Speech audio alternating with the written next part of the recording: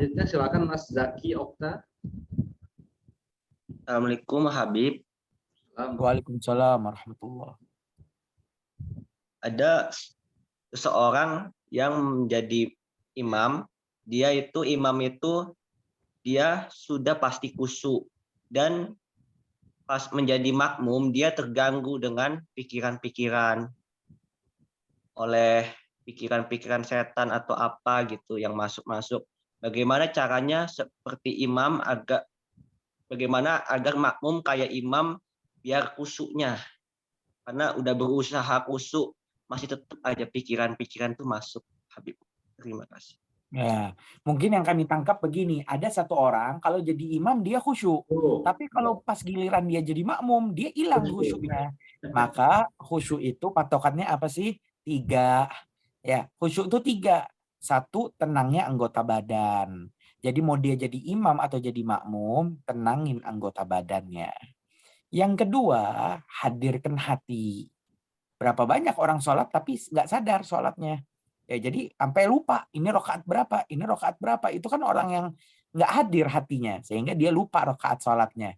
Ya. Ketiga, dan mungkin ini bisa menjawab pertanyaan, supaya agar obrolan-obrolan, bisikan-bisikan syaitan itu tidak berlalu lintas di hati kita ketika kita sholat, maka fahami setiap bacaan sholat.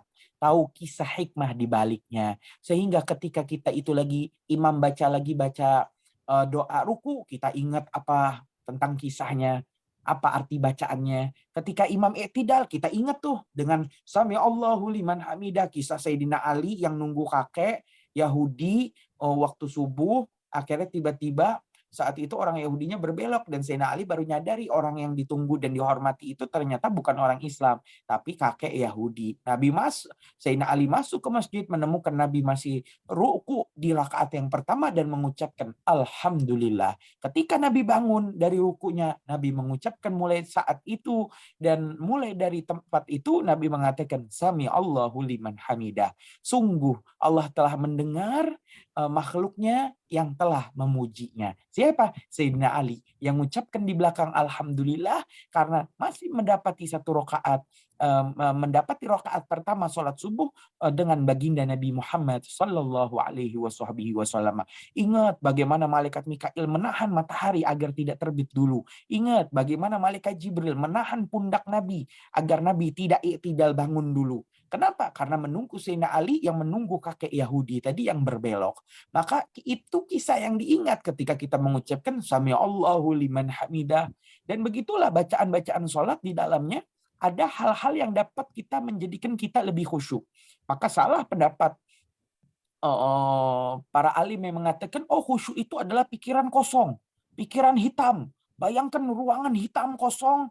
Ya, maka saat kosong itulah masuklah pembicaraan urusan duniawi dan hal-hal yang ingin kita lakukan setelah sholat. Ya, maka mungkin itu ya dari pernyataan ini mungkin bisa difahami bahwasanya yang penanya ini kurang memperhatikan daripada bacaan sholat. Mungkin menjawab pertanyaan. Tafadhol.